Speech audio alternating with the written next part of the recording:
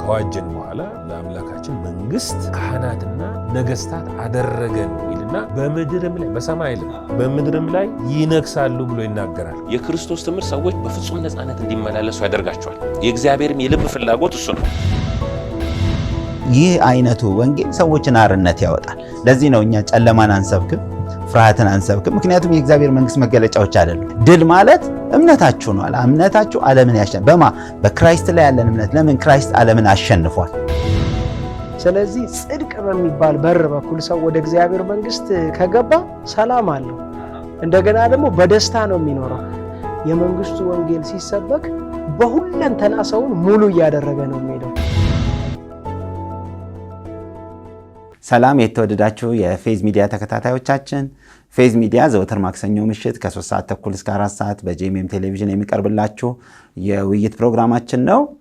ባለፈው ሳምንት ጋብቻና ቤተሰብ የሚል ርዕስ አንስተን ጀምረናል። ዛሬ ሁለተኛውን ክፍል እንቀጥላለን። ባለፈው ሳምንት ጋብቻ ምንድነው፣ እንዲሁም ደግሞ የጋብቻ ዓላማውስ የሚለው እንዲሁም የሰርግንና የጋብቻ ልዩነት ሁሉ እያነሳን ተወያይተናል። ዛሬ ደግሞ ማንነው ማገባው፣ የጋብቻንስ እንዴት ማወቅ ይችላል የሚለውን አንዳንድ ሀሳቦችን እናነሳለን። አብረን አፖስትል ፍፄና ፓስተር ያዕቆብ አብረናለን። ዛሬ እንደ መነሻ እንድናረግ የማገባው ማንን ነው ማግባት ያለብኝ? ምክንያቱም ባለፈው ሳምንት መጽሐፍ ቅዱሳዊ ጋብቻን እያየን ነበር። የእግዚአብሔር ቃል ስለ ጋብቻ ምን ይላል የሚለውን እናያለንና እንደ አማኝ ደግሞ በክርስቶስ ኢየሱስ አምኖ እንደዳነ ዳግም እንደተወለደ ሰው ማንን ነው ማገባው፣ እንዴት ነው ማድረግ ያለብኝ የሚለው ደግሞ ወሳኝ ይመስለኛል። ምክንያቱም ያላገቡ ሰዎች ሁልጊዜ መጀመሪያ ይሄንን ነው የሚያስቡት። እንደውም አንዳንድ ጊዜ እዚህ ጋር አብረን እንድናነሳው የምፈልገው ጋብቻ ሊያገቡ ሲያስቡ ነው ብዙ ጊዜ ጋብቻ ካውንስሊንግ አንዳንዶችም ይወስዱት እንጂ ቅድመ ዝግጅት ትምህርቱ በቤተክርስቲያን በደንብ አውቀውት ሳይሄዱ ይቀርና ልክ ጋብቻው ሲደርስ ካውንስሊንጓን ብቻ ይወስዳሉና እንደዚህ መሆን የለበትም። ምክንያቱም ሰው አውቆ ተዘጋጅቶ ማን እንደሚያገባ አምኖ አይደለ ምን እንደሆነ ይዞ ቢሄድ መልካም ነውና አንድ ጥቅስ እንደው በኤፌሶን 5 ባለፈውም ተነስቷል። ይሄ ቃል እንደዚህ ይላል። ኤፌሶን ምዕራፍ 5 ከቁጥር 21 ጀምሮ ለእያንዳንዳችሁ በክርስቶስ ፍርሃት የተገዛችሁ ሁኑ። ሚስቶች ሆይ ለጌታ እንደምትገዙ ለባሎቻችሁ ተገዙ። ክርስቶስ ደግሞ ቤተክርስቲያንን እንደወደዳት እርሱም አካሉን የሚያድን እንደሆነ ባል የሚስት ራስ ነው። ዳሩ ግን ቤተክርስቲያን ለክርስቶስ እንደምትገዛ እንዲሁ ሚስቶች ደግሞ በሁሉ ለባሎቻቸው ይገዙ እና ባሎች ሆይ ክርስቶስ ደግሞ ቤተክርስቲያንን እንደወደዳት ሚስቶቻችሁን ውደዱ። በውሃ መታጠብ ከቃሉ ጋር አንጽቶ እንዲቀድሳት ስለ እርሷ ራሱን አሳልፎ ስለሰጠ እድፈት ወይም የፊት መጨማደድ ወይም እንዲህ ያለ ነገር ሳይሆንባት ቅድስትና ያለ ነውር ትሆን ዘንድ ክብርት የሆነች ቤተክርስቲያን ለራሱ እንዲያቀርብ ፈለገ ይላል። ይህን ክፍል ያነሳውበት ምክንያት ባልና ሚስት ያላቸውን ድርሻ ለማንሳት ሳይሆን እዚህ ጋር ግን ክርስቶስ ኢየሱስ ቤተክርስቲያንን እንደወደዳት ይላል። ማንን ነው ክርስቶስ የወደደው የሚለው ምን አይነቶችን ነው? አጥቦ አንጽቶ ቀድሶ ግሎሪየስ የሆነች ቸርችን ማውጣት የፈለገውና ትዳር ውስጥም ያንን ነው እግዚአብሔር የሚፈልገው። እንደዚህ የታጠበ የነጻ ግሎሪየስ የሆነች እና ይሄንን ቤተክርስቲያንና ክርስቶስን በንጽጽር አስቀምጦታልና እስቲ ማንን ላግባ የሚለው ከፓስተር ያዕቆብ ልጀምር። በጋብቻ አቅጣጫው የጋብቻ መስራቹ ራሱ እግዚአብሔር ስለሆነ መሰረቱ ምን እንደሆነ መርሁን በመጽሐፍ ቅዱስ ውስጥ አስቀምጧል እና ብዙ ጊዜ እግዚአብሔር በመስማታችን የሚደሰተው በምንሰማው ነገር እኛ ተጠቃሚ ስለምንሆን ነው። አሁንም ትዳር ወይም ጋብቻ ሰውን እንዴት ነው ወይም በምን አይነት ሁኔታ ቢከናወን ነው ሰውን ሊጠቅም የሚችለው? ምክንያቱም እግዚአብሔር ራስ ወዳድ አይደለም፣ ሰልፊሽነት የለበትም፣ ፍቅር ስለሆነ። ስለዚህ ያወጣቸው መርሆች በሙሉ ሰውን ከመጥቀም ሰውን ከመርዳትና ከእግዚአብሔር በተሰጠው ህይወት ሰው እንዴት ደስተኛ እንደሚሆን በማሰብ ነው። ስለዚህ በጋብቻ አቅጣጫ የእግዚአብሔር ቃል ወደሚናገረው መርህ ሰዎች መምጣት አለባቸው። ብዙ ጊዜ ያው በቤተ ክርስቲያን ውስጥ ረጅም ዘመን የኖርኩትና የእግዚአብሔር ፈቃድ የሚለውን ነገር ሲያነሱ ሁሉ ጊዜ ከጋብቻ አቅጣጫ ነው። ጮኛም ሲይዙ ምንም ሲሉና የእግዚአብሔርን ፈቃድ ደግሞ ለማወቅ የሚሄዱበት መንገድ ብዙዎች የተሳሳተ ነው። አንዳንዴ ያለ ሳይፈልጉ ራሱ ወደ ነቢያት ወደ እንደዚህ አይነት ሰዎች ይሄዱና ጌታ ደግሞ እንትን ነው ስለሷ ምን ይላል ስለሱ እንደ አይነት ነገሩ ሰዎች ይገባሉ እና በዚህ መንገድ አይመጣም። አሁን እግዚአብሔር በትንቢት ለሰዎች ትዳርን አይሰጥም፣ ትዳርም አይመርጥም እና ማወቂያ መንገድ ብሎ ያስቀመጠው ነገር አለ። ነፃ ፈቃድ ሰጥቶታል ለሰው። ነፃ ፈቃዱ ግን በእግዚአብሔር ቃል ላይ የተመሰረተ ነው። ለምሳሌ ሮሜ 12:2ን ብንመለከት የእግዚአብሔር ፈቃድ ይላል። የእግዚአብሔር ፈቃድ ይልና እርሱም ይላል የእግዚአብሔርን ፈቃድ ሲያስቀምጥ በጎ ነው ይላል። ሌላው ደስ የሚያሰኝ ነው ይላል። ከዛ ፍጹም የሆነ ነው፣ ፐርፌክት የሆነ ነው፣ እንከን የሌለበትን ይላል። ግን ይሄንን ማወቂያው መንገድ ምንድነው ስንል ምን እንደሆነ ፈትናችሁ ይላል። ታስፈትኑ ዘንድ አይልም፣ ራሳችሁ ፈትኑ ይላል። እንዴት ነው የሚፈተነው? በልብ መታደስ በመለወጥ። ስለዚህ ሰው ስፒሪቹዋሊ ጋብቻ እግዚአብሔር ዲዛይን ያደረገው ነገር ስለሆነ ማንን እንደሚያገባ ወይም ደግሞ ከማን ጋር በትዳር ተጣምሮ እንደሚኖር አንደኛ ማወቅ የሚችለው ራሱ ነው። መፈተኛው መንገድ ደግሞ በአእምሮ መታደስ መለወጥ ነው። ስለዚህ ሰው በእግዚአብሔር ቃል ካልታደሰ፣ በእግዚአብሔር ቃል አእምሮ ካልተለወጠ እግዚአብሔር ለሱ ያዘጋጀለትን ፐርፌክት ፈቃድ ማወቅ አይችልም፣ ወይም ትክክለኛ የትዳር ምርጫም ሊኖረው አይችልም። ለምሳሌ ሰው እግዚአብሔር እንትናናት ብሎ የመናገራውን አንዳንዴ ሰዎች እንደው ይሄንን ነገር ያነሳሉ። እንትናናት ወይ ራስ ወስዶ ይመጣና አይ በዚህ መንገድ አይመጣም። ነገር ግን ፐርፌክት ነው። ለምሳሌ ውበት ሐሰት ነው፣ ደም ግባት ከንቱ ነው ይላል። ከዛ እግዚአብሔርን የምትፈራ ሴት ትመሰገናለች ይላል። አሁን አስካለች ነች አይልም። ለትዳር አንዱ ስሟ እግዚአብሔር የምትፈራ ነው። እግዚአብሔር አሁን ካራክተሯን ያነሳል። ሌላው ደግሞ ያላትን ነገር ስፔሻሊ እውነተኛ መንፈሳዊነት ላይ ነው ሁሉ ነገር የሚመሰረተው እና አንዱ የሚጨምር እዚህ ላይ አንደኛ ያመነ የሚል ያስቀመጠው ነገር አለ እና አንዳንድ ሰዎች ከማያምን ሰው ጋር ግንኙነት ይጀምሩና እንደው ከከሌ ከሚባል ሰው ጋር ጓደኝነት የእግዚአብሔር ፈቃድ ምንድነው ይላሉ። በዚህ ዙሪያ የእግዚአብሔር ፈቃድ በቃሉ የተገለጠ ነው። እንዲያውም አክርሮ ነው ሁሉ ቤልሆር ከጨለማ ከብርሃን የሚያምን ከዛ በማይመች አካሄድ ውስጥ ይጠመዳሉ ይላል። ከእግዚአብሔር መርህ ሰዎች ሲወጡ የማያምን ሰው አግብተው እፎይ ያለ ሰው የለም። በጣም ብዙ አሳዛኝ ነገር ውስጥ ነው የሚወርቁት። ስለዚህ ያመነ ይላል። ሌላው ደግሞ ጤናማ መንፈሳዊ ሕይወት ያለው ሰው አሁን ፈቃዱ ይሄ ነው። ጤናማ መንፈሳዊ ሕይወት ያለው ሰው አሁን ስራ ያለው እንጂ ውስጥ የተቀጠረ ምናምን ለዚህ ነው ሽምግልናም ሲሄድ ምን አለው ይባላል እና ከዛ ይልቅ ይሄ ነገር ወሳኝ ነው። ሌላው የጋብቻ ኃላፊነት የገባው ሰው አንዱ ጀነራል የሆነውን ነገር ሌላው ደግሞ ከህይወቱ ዓላማ ጋር ተስማሚ የሆነን ሰው እንደው ቢያገባ ሰው ምክንያቱም የምትመቸውን ረዳት ይላል። ከዛ የወደደውን ብሎ ያነሳል ባይብል። እነዚህ ነገሮች ከተሟሉ በኋላ እግዚአብሔር በቃ አንተ እንትናለች እንትናን ካላገባ ምን እንዲያስጨንቆ ጥሮ ይዞ መሄድ አምላክ አይደለም። የሚጠቅመንን ወይም ደግሞ መልካም የሆነውን ነገር አስቀምጧል። ከዛ በኋላ ግን የወደደውን ይላል። የወደደውን ብሎ ነፃ ፈቃድን ይሰጣል። ቢኮዝ ሰው ሮቦት ስላልሆነ ምናልባት እንዴ ለማንሳት በጣም ወሳኝ ነው። እሱንም እኔም እዚህ ጋር ላነበው ነበርና የወደደውን ግን አንተ አንድ ቆንጆ ሐሳብ አንስተናል። አፖስትልም ጋር መጣለ ነፃ ፈቃድ አለው። ነፃ ፈቃድ እግዚአብሔር ሰጥቶታል። ፍሪ ዊል ነው እንዳልከው የወደደውን ያግባ ተብሏል። ግን ይሄ ሰውዬ መጀመሪያ የሚወደውን እኮ ለማወቅም እኮ የታደሰ ማንነት ከእግዚአብሔር ቃል ሙላት ከሌለው እንዳልከው በእግዚአብሔር ቃል መንፈሳዊ አንዳንድ ነጥቦች አንስተሃልና እንደዚህ አይነት ኳሊቲ ከሌለው ምናልባት የሚወደው ነገር እኮ ትክክለኛ ላይሆን ይችላል። ግን የሚወደው ትክክለኛ እንዲሆን መታደስ አለበት። አሁን እግዚአብሔር አሁን መልካምና ክፉን የምታሳውቀው ዛፍ አስቀምጦ በል የወደድከውን ብላ አይደለም ያለው። ምንድነው ያለው? ይሄን ብትበላ በሕይወት ትኖራለህ፣ ይሄንን ደግሞ ሞትን ትሞታለህ አለና ነፃ ፈቃዱ ያንተ ነው። የመምረጥ መብት አለ፣ ግን የመምረጥ ችሎታው እኔ ጋር ነው ያለው። በቃሉ መማር አለብህ። ያነሳው በጣም ደስ ብሎኛልና እዚህ ጋር ላንብባትና ወደ አፖስትል ልምጣ። ሴት ባሏ በሕይወት ሳለ የታሰረች ናት፣ ባሏ ቢሞት ግን ይልና በጌታ ይሁን እንጂ የወደደችው ልታገባ ነፃነት አላት። ፍሪደሙ አለ። ሶስት ነገር አንስቷል አፖስትል። በጌታ ይሁን እንጂ ያለ ካለ ማን መሆን እናውቃለን። ከእንደገና ደግሞ የወደደችውን ብሏል። ነፃነትም አላት ይላል። እስቲ መቼም ሴት ስለሆነች ሴት ሁሉ ልታገባ ትችላለህ የሚል ፍቃድ የለም፣ ሐሳብም የለም። ሴት ስለሆነች ሴት በመሆኗ ብቻ አታገባም። ወንዶች አያገቡም። ሚዛን አለ።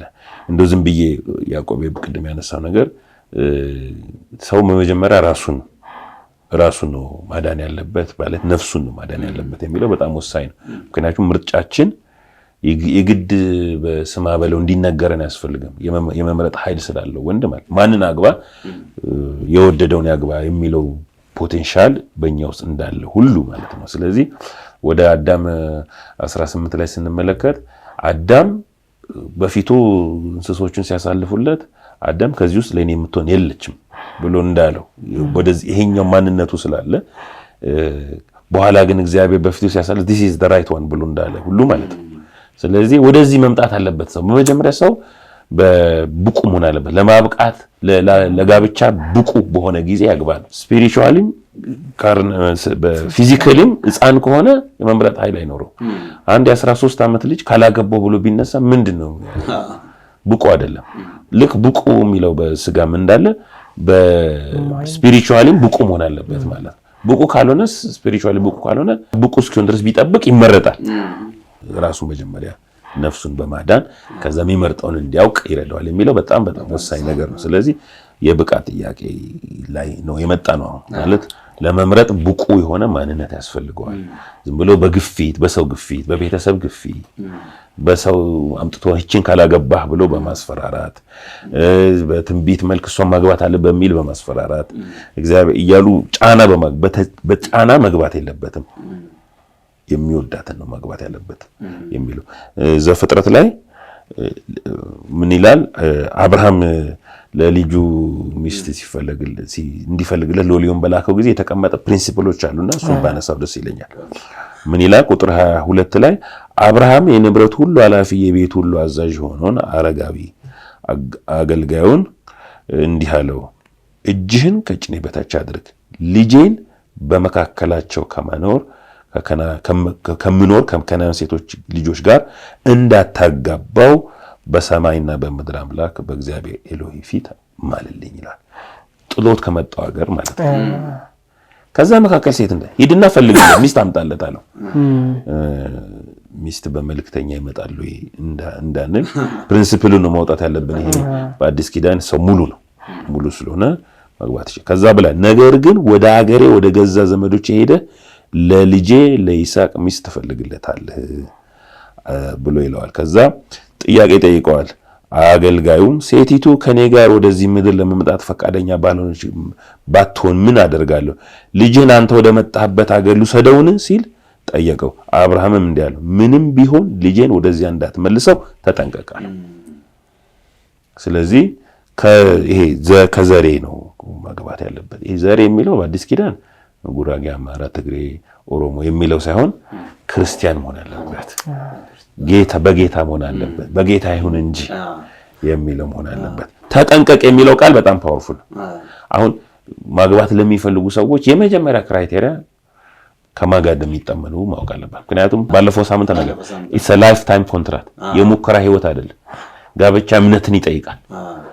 አንዴ ከገባ በኋላ ነገ ልታፈርሰው እስቲ ሞክሬ ልታየው የምትለው አይደለም።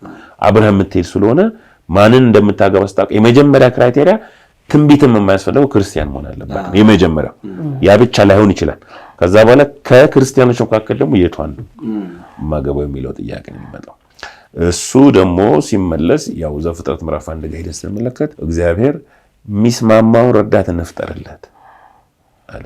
ካንተ አንገል አንፃር ሚስማማ የምትመርጠው አንተ ነህ። ማንም አይመርጥልህ። ሚስማማህ ካለ ከላይፍ ከኑሮ ካለ ቪዥን ካለ አሳይመንት ምድር ላይ ካለ አሳይመንት አንፃር ካንተ ጋር መስማማት አለበት። ያንተን አሳይመንት የምትቃወም ያንተን መንገድ የምትቃረንና ሌላ አቅጣጫ የምትኖርበት መንገድ ካለ ሁለቱ አንድ ላይ መሆን ይችላል። ካልተስማሙ አብሮ ሊሄዱ አይችሉም። የሚስማማና ሁለቱ ካልተስማሙ አብሮ ሊሄዱ አይችሉም ይላል። የምትስማማ ሆነ በምታገለግለው አሁን እሷ የምትመጣው ልትረዳህ ነው። አንተ እሷ ልትረዳህ ትመጣ ማወቅ ያለብህ። ስለዚህ መጀመሪያ የተፈጠረው አዳም ነው እንጂ እሷ አይደለችም ይላል ጢሞቴዎስ ነው። ስለዚህ አሁን የምትረዳህን ነው የምትፈልገው። ኮምፕሊመንት የምታደርገን የምትፈልገው ምድር ላይ ከተሰጠ አሳይመንት አንጻር ማለት ነው። ጋዴም ልትሆን ትችላለህ፣ ዶክተርም ልትሆን ትችላለህ፣ ኤኒቲንግ ልትሆን ትችላለህ። ልትሆንም ትፈልግ ይሆናል በውስጥ ሸክም። ለዛ የምትሆን ነች መሆን ያለባት። ነገ አንተ ላይ እንቅፋት መሆን የለባትም። እና ይሄ ትልቅ ፕሪንሲፕል ነው።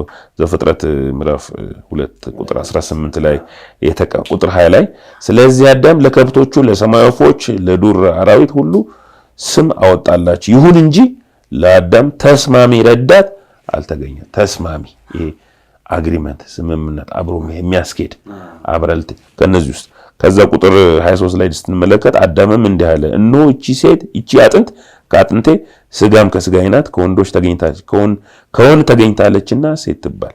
ፋይናሊ ምን አለ? ተስማሚ ነች አለ። እቺ ከኔ ነው የወጣችው፣ ከኔ ነች የወጣችው። ካንተ የወጣችውን ለይተህ ማየት ትችላለህ ማለት ነው። ካንተ የወጣች በሌላ ነገር she can go with my ከኔ ጋር አብራ ትሄዳለች። እንግዳ አትሆንብኝም፣ ጠላት አትሆንብኝም፣ እንቅፋት አትሆንብኝም የምትለውን የምትመርጠው አንተ ነህ። ለዛ ግን ብቁ ለመሆን ራስ በነፍሳችን በአእምሯችን መታደስ መለወጥ አለብን እንደ ክርስቲያን የሚለው ለመጨመር እግዚአብሔር ነፃ ፍቃድ ሰጥቶናል። በቃሉ ይመራናል። በአእምሮ መታደስ ተለውጠን መልካም መሆኑን የምናውቀው እኛ ነን የሚለው እንደ ቁልፍ አፖስትልም አጽንቶታል። ወሳኝ ሐሳብ ነው። እኔ አሁን እዚህ ጋር አንድ ማንሳት የፈለኩት ቅድምም ብለው ነበርና በትንቢት ሰው አይመረጥም አይለይም። እና ይሄን ብናነሳው ለምን ብዙ ጊዜ በትንቢት ሰው ነው የሚያጋባው። ያንቺ ነው ያንቺ አይደለም ያንተ ነው። እና እግዚአብሔር በእርግጥ ያጣምራል። እግዚአብሔር ያጣመረውን ሰው አይለይም። ግን እግዚአብሔር ሲያጣምር በምን አይነት መልኩ ነው? አሁን እግዚአብሔር ጌታ ሰጠኝ ምንለው በህልም ስናይ ነው? ትንቢት ሲመጣ ነው የሆነ ነገር? እና እነዚህን ነገሮች ፈልገን ነው ወይስ ደግሞ እንደ ቃሉ መርሆች አሉ ወይ የሚለውን እንደው ፓስተር ያዕቆብ እሱንም በደንብ ብትለው። ለምን ችግር ነው አንዳንዴ በትንቢት የተጋባኸው ነገር በጣም አስቸጋሪ ነው። ደግሞ በትንቢት መጋባት ብቻ አይደለም እኮ በሱ ከጀመርክ በትንቢትም ትለያያለህ። መንገዱን እንትን ነው። በእግዚአብሔር ቃል ከጀመርክ ግን ዳኛ ከእግዚአብሔር ቃል ስለሚሆን በእግዚአብሔር ቃል ይዳኛል። በትንቢት በምን ትዳኘዋለህ ሰውንና እጅግ አስቸጋሪ ነው። ደግሞ በጣም ብዙ የተጎዱ እስቲ በትንቢት የተጎዳችሁ ብለን እኮ ወደ ህዝብ ብናመጣ በጣም አያሌዎች አሉ። እስቲ ምናልባት አሁን በባይብል ውስጥ ስናይ እነ ጳውሎስ ትንቢትን ያስቀመጡበት ቦታ አለ። ኑሮን በተመለከተ ግን መርህን ያስቀመጡት። አሁን ስቲል ሰው ወደ መርሁ ነው መምጣት ያለበት። አዲስ ኪዳን ላይ ስንመጣ ብሉይ ኪዳን ያው እነ ሰለሞንም እነ ዳዊትም ያገኙትን እያፈሱ ይዘው ነው የሚሄዱት። አዲስ ኪዳን ላይ ግን የቤተ ክርስቲያንና የክርስቶስ ኢሜጅ እንዳይበላሽ በመጽሐፍ ቅዱስ ውስጥ የሚደረግ ትልቅ ጥንቃቄ አለ። እዛ ላይ ነው የተመሰረተው። ሮሜ ላይ በእግዚአብሔር መንፈስ የሚመሩ ይላል። አሁን እግዚአብሔር እንድንመራበት የሰጠን መንፈሱን ነው። አንድ ትርጉም ላይ ሳነብ በእግዚአብሔር መንፈስ የሚመሩ እነሱ የእግዚአብሔር ልጆች ናቸው የሚለው ማቹርድ የሆኑ ክርስቲያኖች በእግዚአብሔር መንፈስ ይመራሉ። ስለዚህ ቅድም አፖስትል ፍፄ እንዳለው ወደ ትዳር ከመምጣቱ በፊት ሰው ስፒሪቹዋሊ ማቹርድ መሆን አለበት።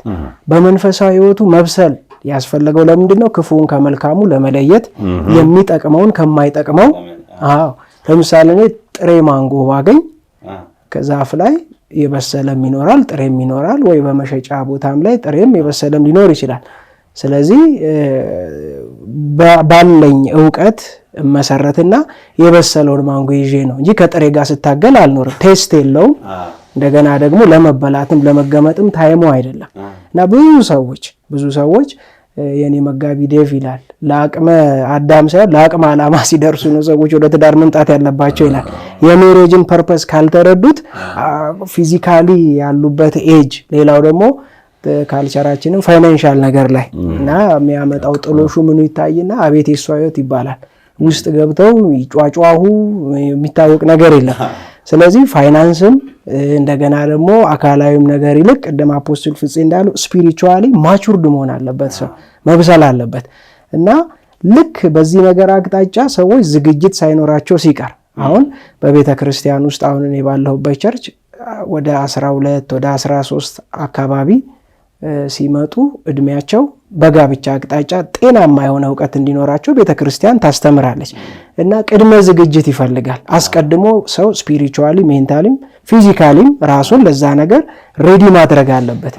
ዓለምን ስንመለከት ወደ ዓለም ስንሄድ በዛ መስፈርት ሰዎች ጋብቻን ካዩት ለምሳሌ ፍቅርሽ አሳውሮኝ ይላል ምናምን። ፍቅር ግን አይን አለው። ፍቅር ለከል መምረጥ ከማየት ጋር የተገናኘ ነው። አይተ ነው የተሻለውን ነገር መምረጥ። ለምሳሌ መጽሐፍ ቅዱስ ፍቅራቸው ይላል በእውቀትና በማስተዋል ከፊት ይልቅ እያደገ እንዲበዛ ይልና ከዛ የሚሻለውን ነገር ፈትናችሁ እንድትመርጡ ይላል ወይም ተወዱ ዘንድ ይላል። ስለዚህ ሰው ትክክለኛ በሆነው በእግዚአብሔር ፍቅር እያደገ ሲሄድ ወደ ማስተዋል ነው የሚመጣው። ወደ ማስተዋል እና ፍቅር አይን አለው፣ ያያል። ፍቅር ያስተውላል። ፍቅር የሚሻለውን ነገር ፈትኖ ይወዳል፣ መምረጥ ይችላል። ስለዚህ አሁንም ሰዎች ወደ ትዳር ከመሄዳቸው በፊት ስለ ትዳር የእግዚአብሔር ቃል በሚነገረው ነገር አቅጣጫ እግዚአብሔርን ፈቃድ ለማወቅ ማቹርድ መሆን አለባቸው እና እንደው ይዞ እኔ አላቅም ፐርሰናሊ እግዚአብሔር በጋብቻ አቅጣጫ እንትናናት ለማለት ነቢያትን ኮሚኒኬት ያደርጋል የሚል ልብ የለኝም። ለምን? ከሁሉ ነገር በላይ ፋይናል ኦቶሪቲ የእግዚአብሔር ቃል ነው። የእግዚአብሔር ቃል ማቹርድ እንድንሆን እንድንበስል የሚሻለውን ነገር እንድንመርጥ ነው። በተለይ በዚህ ሲዝን ውስጥ ሰዎች እንደዛ አይነት አስፈትናችሁ አይልም፣ ራሳችሁ ፈትናችሁ ታውቁ ዘንድ ነው የሚለው። ይሄ ኮንስትራክሽን ስራ አይደለም፣ የሆነ ቦታ ወስደ የምታስመረምረው በሆነ ነገር ቼክ የምታስደርገው። ለዚህ ነገር ራስን ሪስኩን የምትወስደው በምን? በእግዚአብሔር ቃል ላይ ተመስርተ እና ሰዎች እንደው ሪሌሽንሺፕ ለመጀመር አስበው እሱ ለኔ ሊሆን ይችላል አይችልም ወይ እግዚአብሔር ፈቃድ ነው አይደለም ወይ በሚለው ነገር ዙሪያ ኮንፊውዥን ተፈጥሮባቸው ያው የፈረደባቸው ነቢያት ነው ያሉት ወደነሱ የመሄድ አይነት እንትን ውስጣቸው ከመጣ ያን ሐሳብ ትተው ወደ እግዚአብሔር ቃል መምጣት አለባቸው እና ብዙ እንደ አይነት ነገር ላይ እግዚአብሔርም ሪስኩን አይወስድም። አብራኝ የምትኖረዋን ሴት እንዴት መምረጥ እንዳለብኝ ቢብሊካል ፕሪንሲፕል ነው ያለው ለማለት ነው እና በዚህ አቅጣጫ ፍቼ የፈጸሙ አሉ። እኔ አንዳንድ ጊዜ ያው መቼም ብዙ ነገር ይሰማል። ኢቨን የተጣመሩትን ትዳር ሁሉ ተፋተው እሱ አልነበረም እግዚአብሔር ፈቃድ ለኔ ተሳስቼ ነው ብለው ሰዎች ሌላ ነገር ውስጥ እስከ መግባት ከዛ በቃ በህይወታቸው ያለው ጥፋት እየቀጠለ ነው የሚሄደው። ቃል በሁሉ ነገር ሰውን ማቹርድ ያደርጋል። ወደዚህ መምጣት አለባቸው። ኢቨን ደግሞ በእንዲህ አይነት መንገድም ወደ ትዳር ውስጥ መተው ባላቸው ህይወት ደስተኛ ያልሆኑ ሰዎች ካሉ እንግዲህ በቀረውስ ወንድሞች ወይ ነው የሚለው ባይብል። ወደ ኋላ ሄዶ ስተትን የጋብቻ ስተትን ማረም አይቻልም። እንግዲህ በቀረውስ ነው የሚለው ራሳቸው እንዴት በእግዚአብሔር ቃል ሼፕ እያደረጉ በፍቅር ራሳቸውን ሰሚት አድርገው መኖር። ሰው በፍቅር ከኖረ ራሱን ፕሮቴክት ያደርጋል፣ በጋብቻ ውስጥ አይጎዳም። ከፍቅር ከጎደለ ግን ኦልሞስት ሼልተር የለውም፣ የሚመጣው ነገር ሁሉ ያገኘዋል። በፍቅር ግን ራሱን ካሳደገና እንትን ካለ ብዙ አይቸገርም ለማለት ነው። እንዲሁ ባጭሩ የትንቢቱ ነገር እንዳልከው ሌላ ሰው መርጦልህ እንዴት ይሆናል? እና ራስ ምረጥ፣ ራስ ውደድ፣ ራስ ኃላፊነት ውሰድ፣ ራስ የሚለውን አተኩረን ነው የምንሄደው እና አፖስትል ይሄንንም አያይዘክ ከሲንግልነስ ጋር አንድ ሰው ሲንግል ሆኖ ሲኖር እነዚህ ነገሮች ማወቅ አለበት። ሲንግልነስ በሽታ አይደለም። ሲንግልነስ ራሱ በቃ የምታስብበት የምትዘጋጅበት እግዚአብሔር ደግሞ ሙሉ አድርጎ የሚሰራበት ጊዜ ነው እና አንዳንዶች በቃ እንደው ካላገባው ብሎ የሆነ አለማግባት እንደ ችግር ያዩታል እና እንደውም አንድ እግዚአብሔር ሰው ሪመምበር ጂሰስ ወዝ ሲንግል ይላል። ጂሰስም ሲንግል እንደሆነ አስታውስ እንጂ ይላል እና ሲንግል መሆን ልክ እንደ ችግር የሚቆጥሩ አሉና ሲንግልነት እድሉን አገኘ በቃ የመዘጋጀት የማሰብ የማቀድ ራስን የመገንባት ኮምፕሊት ሆኖ ድሮ እንዲህ ሲባል አውቃለሁ።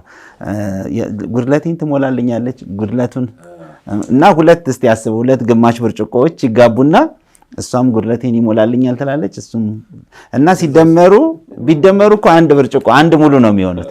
ግን እኛ በክርስቶስ ሙሉ ነን አይደለ? ኮምፕሊት ኢን ሂም ይላልና ሁለት ሙሉ ባለራዮች ቃል የተሞሉ መንፈሳዊ ሆኑ ራሳቸውን ሲንግል ሆነ በደንብ የገነቡ ቢሆኑ እነሱ ሲጋቡ አስበው ኦቨርፍሎ ነው የሚሆነው እና ለዓለም ለምድር ሁሉ መትረፍ ይችላሉና ጎዶሎችም ከሲንግልም ከምንም አንስተህ ቅድምም እንደተናገር ነው 13 ዓመት ህፃን ካላገባው ብሎ ቢነሳ ሂድ የተጫወተ ብሎ መመለስ አለበት።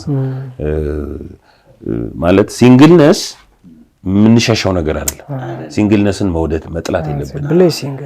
ሲንግልነስ በረከት ነው ራሱ። ሰው እንደውም ጳውሎስ የሚናገረው ቃል ይገርመኛል። አንደኛ ቆሮንቶስ ምዕራፍ 7 ላይ መቼም የትዳር ነገር ሚስጥር ነው ብለናል፣ ሚስትሪ ነው ብለናል።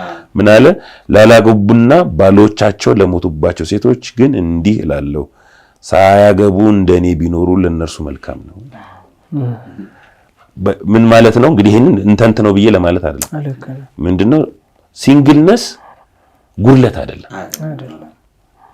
እንደውም እንደ ምርጫ አስቀምጦታል። እንደው ከዚህ ባሰ ነገር የሚናገረው ምዕራፍ 7 ላይ አሁን ያገባ እንዳላገባ ይኖር ይላል። ሲንግልነስን አትጥሉት ይላል። ካልተፈተንክ በስተቀር ብቻህን ኑር ነው። ፈተና ውስጥ ካልገባ ራስን መግዛት ካላቃተ በስተቀር ብቻህን ኑር ነው።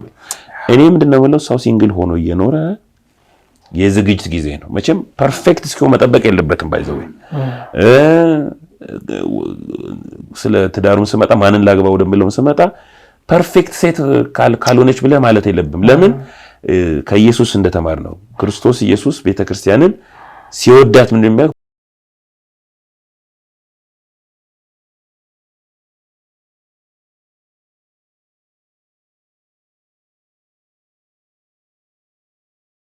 እወድሻለሁ አይደለም ማለት እያቀና እያስተካከል ፐርፌክት ካልሆነች ብለህ ድርቅ ማለት የለብህም።